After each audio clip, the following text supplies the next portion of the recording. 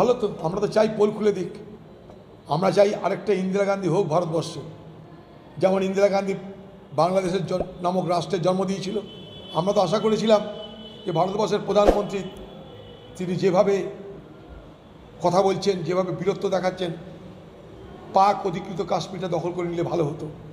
যেমন ইন্দিরা গান্ধী প্রমাণ করে দিয়েছিল যে ভারতবর্ষের ফৌজ পারে পাকিস্তানকে জব্দ করে পাকিস্তানের মাজা ভেঙে দিয়ে বাংলাদেশ এবং নতুন রাষ্ট্রের জন্ম দিতে।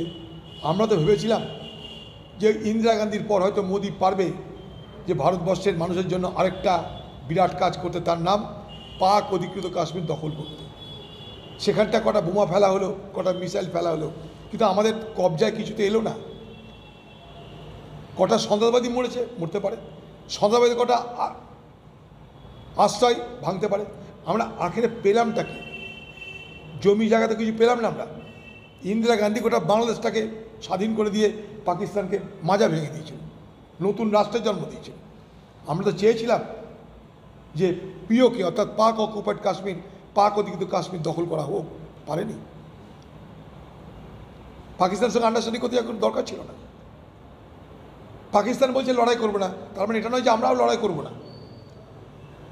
ভারতীয় ফৌজিদের বীরত্বের কাছে, দৃঢ়তার কাছে পাকিস্তান মাথা নিচু করেছে।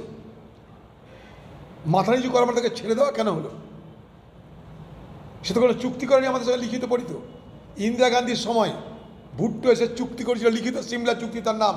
এখানে কোনো চুক্তি হয়েছে? তার কোনো নাম আছে বলুন?